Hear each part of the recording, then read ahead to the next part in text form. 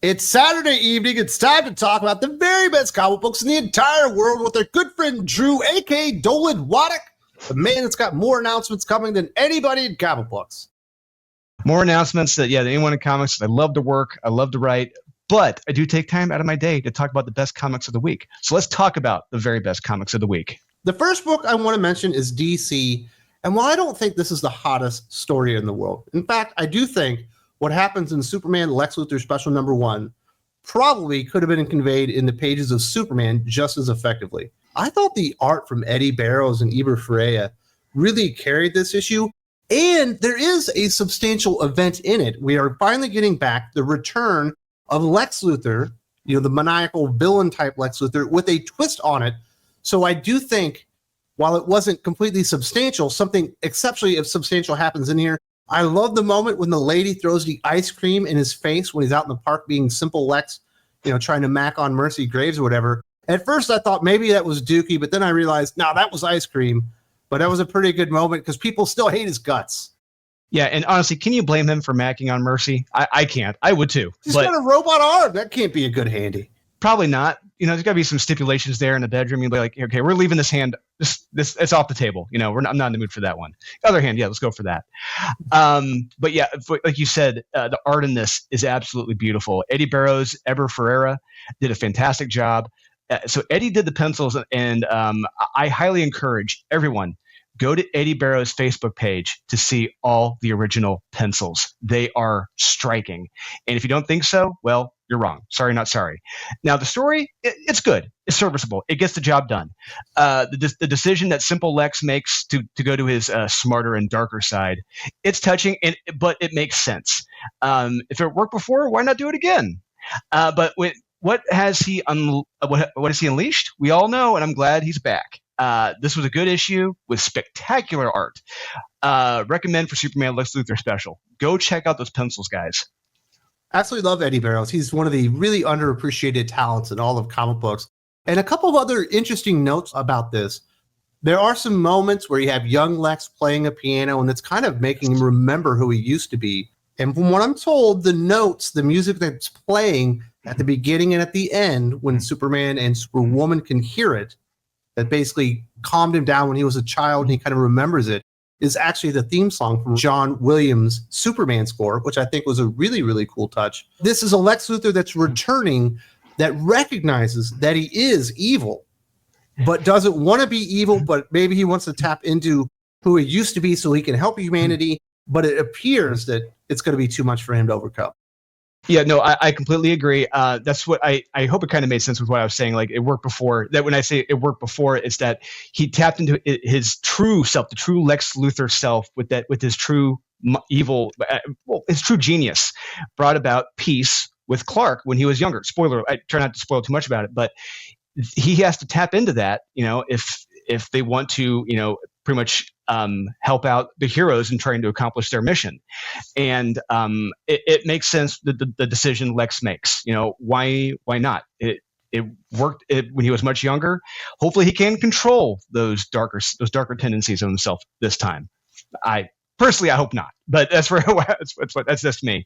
I thought it was a very serviceable issue. It was a very good issue. And yeah, that's pretty cool about the John Williams musical lyrics. I had no clue about that. That's amazing. I think you will be satisfied when we see the new and improved Lex Luthor return, because the solicitations certainly indicate that he is going to be going evil very, very soon.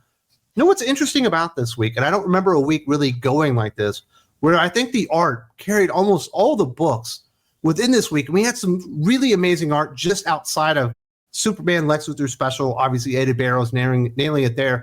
Starting on the indie scene, Redcoat #9, Jeff Johns writing, Brian Hitch on art.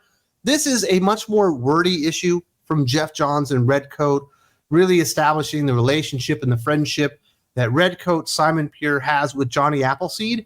But Brian Hitch really nails these enormous worms that you wouldn't expect to look absolutely badass within a comic book, but he absolutely nails it.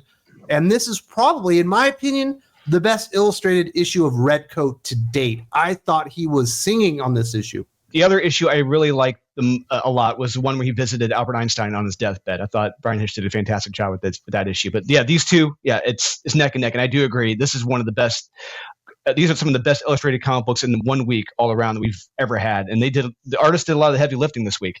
But so this was one issue I was looking forward to the most. And it wound up being good. Not great, but good. It's a solid story of Simon Pure and one summer with his new friend Johnny Appleseed. I mean, we're told, like you said, Wes, we're told a lot of his backstory as well as past encounters. And if there's one thing I hate in comics, it's when we're told of these great events and we don't see them. Because I would love to have read their first interactions with one another. Show, don't tell. Especially there's one where they had an encounter with the Headless Horseman. I want to see that. Where are we told this? That sounds amazing. But here it's still a solid story with a massive apple and like I said, a massive worm. Brian Hitch nails it action-wise in this. It's beautiful. It's solid. Yes, I hope we get to see a lot more action in the next issue with Annie Oakley, because that should be a lot of fun. It's still a good issue, but it just kind of subverted my expectations story-wise. But fantastic art for Brian Hitch.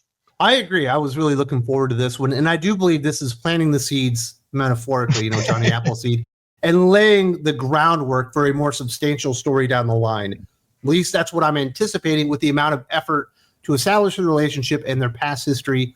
Another great independent comic book, Nightclub 2, number 5, Mark Miller writing, Juana Ramirez on art. We have 2 of the 3 nightclub heroes basically on ice. We've got to bring them back. Yes, they're vampires. One of them got hit by the sun, was kind of wiped out. The other one got impaled through the heart. The fair sex is the one that survived, and she's figured out how to return these guys, and it might not even be in the nick of time. There's a fantastic, amazing interaction between the head bad guy going to prison to show his father that he's better than he ever was. He can light $10,000 on fire and it doesn't bother him or whatever, just to throw it in his dad's face because he's been in prison so long. Basically, he feels like he abandoned him. And the interaction in the end state of that encounter, I thought absolutely was amazing. It was the best piece of writing in comic books this week. This was a very, very good effort, and I cannot wait for the finale of Nightclub 2. This series is far superior than the first edition, and I really like the first volume. I think what you just mentioned with the lead gang member, bully, vampire, when he goes to visit his father in prison, that's hands down the best moment of the book. It is fantastic. Yeah, this was another good issue. It wasn't great, but it was good. We see the lady member of the nightclub resorting to desperate measures, having to do all of her research on vampires and vampire films to bring back the other group members of the group. But does it work? You gotta read to find out. In the end of this issue, with the bullies, where the gang members, what they're getting into, it's going to get insane. And let's just say the nightclub is going to be severely outmanned and outfanged at this point. Do check out Nightclub 2, number 9. It's a very solid read with some solid art. I was just kind of maybe hoping for a little bit more, but it still gets the job done story-wise. Really enjoying that one. Can't wait for the finale. I think Mark Miller is going to bring that one home, and we've got an enormous 2025 for Miller World coming up that we haven't even had all the announcements yet. I got a video coming out on that.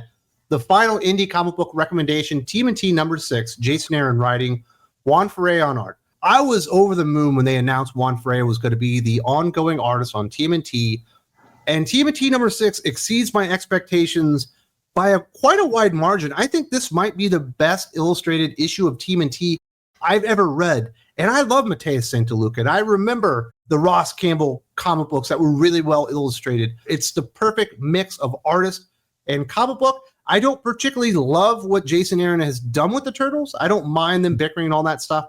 I think Donatello looks a little too sickly. He's a little bit too crazy and stuff. But I think the art essentially just pulls the story to the finish line on this one and sells it the entire way. It's cinematic. It's bright. It's vibrant. You don't need to read the word bubbles and narration to know what's going on. It's done that well. And Juan Ferrer put this flair on it that I thought was just magnificent. The book of the week based only on art to me. Yeah, so I'm glad you said that, Wes. Yeah, I personally, I can't believe I'm saying this, but it's on the record now. I think this was my favorite issue of the week. Yes, despite Jason Aaron's best efforts, he managed to produce the best comic of the week. And the art in this issue, holy crap, bola with cheese. Juan Ferrer killed it in this issue. And like you said, this is arguably one of the best, if not the best, illustrated Turtles comic we've had in a very long time, if not ever. So yeah, story-wise, our Turtles are on the run, and like most brothers, they're bickering and arguing with one another along the way, and maybe a punch or two gets thrown at each other. And on top of this issue, we're dealing with Donatello still talking to the dead rat, acting like a madman, which at first is, pretty damn depressing and pathetic, but by the end of the issue, it makes sense. We may have a little twist on that by the end of this. Jason Aaron managed to put his normal bad decisions to the side and produced a kick-ass, kinetic, and fun issue of the Turtles. Best issue of the run so far, and the highest recommends for me this week. Let's see if Jason Aaron can go 2 for 2 with the next issue. I hope he can. Strongest recommends for TMNT number 6. One for you. Oh man, he's coming back for the next issue. Can't wait. Well, he should be on it for a long time. He is the artist. They're not switching artists anymore. He's the main guy, and I think they couldn't have made a better choice. It looks so magnificent. That'll do it for the indie comic books. We got one more recommendation from Marvel. Hellhunters number 2, Philip Kennedy Johnson writing, Adam Gorham on art. This is taking place during World War II, so it's not exactly in continuity, but it does feel consequential as we find out the origins and this weird version of Ghost Rider 44 joining up with Nick Fury, Peggy Carter, some other characters there. We do have the arrival of Wolverine in this particular issue, but I think the character that really stood out even more than Ghost Rider 44, which makes sense because he's already kind of been established, is this weird Soldier Supreme. Is that the way that you would describe him? Yeah, that's a rifleman in the army, but he's also got the Eye of Agamotto. He ends up using like the spirit within Ghost Rider 44 to basically point them in the right direction for this other spirit that they need to go after is. Really interesting stuff there. He's got a wooden rifle that I guess shoots the constructs of his pain and anger through it. Really interesting concepts there. And I think Adam Gorham, once again, steps up and outshines Philip Kennedy Johnson, a writer that I personally like a lot. Adam Gorham makes this issue work. Yeah, so I just want to say I love this character, the Soldier Supreme. I want to see more of him. Hopefully we do. Hopefully he's the breakout character of the series, because I would love to see a great mini-series from this character. And part of the character reminds me of Nick Nolte's character from Tropic Thunder. I only know the sound it makes when it kills a man. There's just something about Nick Nolte's character from Tropic Thunder that reminds me of Soldier Supreme. But anyway, yeah, like I said, we got Logan dual-wielding Rambo Bowie knives as everyone is killing Nazis and hunting down Captain Bruckner. Yeah, I love the turn in this issue toward the end, and I love the cliffhanger. It's got me wanting to come back. And that's what every comic book should be doing by the end of the issue. Great cliffhanger and wanting you to come back. Adam Gorham does a solid job here with the art and provides enough action, blood, guts, hellfire, and viscera for everyone to enjoy. PKJ does a solid job here and shows why he's one of the best in the business right now story-wise. But yeah, like once again, the artist, Adam Gorham, he kicked ass this week. Hellhunters number 2, very fun, action-packed read. I imagine a lot of people are expecting us to talk about Green Lantern 19 because we have actually recommended every single issue of Green Lantern thus far. And I'm not saying Green Lantern 19 is bad, but it just didn't quite meet the standard. It was a little too overstuffed for my personal taste, and there was a little bit too much table setting going on and not much significant. So this is the first time we won't recommend Green Lantern. It happens. Yeah, it happens. Yeah, and I agree. And once again, another book, beautifully illustrated, absolutely fantastically illustrated book. But yeah, it's a pretty much a soul setup book for what's coming up to come. And it's like, that's all right. Now, if people are excited about comic books and you're going to be in Megacon, I have a friend here with me today that you can go and meet. You've got Aftermath, you've got Unholy Nightmare, you've got Depths of Valor. I'm forgetting one. And Silent Nights. Silent Nights. There's so many books that you're going to be having down there with exclusive covers and stuff. What do people need to know about Megacon? So what you need to know about Megacon is that from Thursday through Sunday, I will be down there at the TCM Press booth. If not there, I will be at the Comic Kingdom Experience booth selling copies of Aftermath, Silent Nights, Depths of Valor, and Unholy Nightmare. These are all going to be in limited quantities, regular covers, metals, and foils. Get them while you can. We are doing an extremely limited pre-sale Monday night from 7 p.m. to 9 p.m. Eastern Standard Time on the Comic Mint website. Do not miss out on this, guys. These covers, these stories that I've written, they're fantastic. If you don't agree with me, talk to Aaron Sparrow. Talk to anyone who's read any of the scripts. They'll tell you these are amazing. And if my stories don't sell it on you, hopefully the covers do, because they are absolutely beautiful. Do not miss out on this opportunity, guys. Megacon 2025 is going to be huge. TCM Press is bringing you Megacon 2025 exclusives that you don't want to miss. We've got Silent Nights by Jamie Tyndall, Depths of Valor by John Jiang, and Unholy Nightmare by Vu Dan. These incredible titles will be available in regular, foil, and metal covers, but only in very limited quantities. Mark your calendars. They drop February 3rd from 7 p.m. to 9 p.m. Eastern Standard Time at thecomicmint.com. If you missed the online release, don't fret. The remaining stock will be available at Megacon 2025. And while you're there, stop by the Comic Mint and TCM Press booth number 3038 to meet Dolan, aka Drew, Stephen Finkel, and Murphy herself, and get your copies signed. Don't wait long. When they're gone, they're gone. See you at Megacon 2025.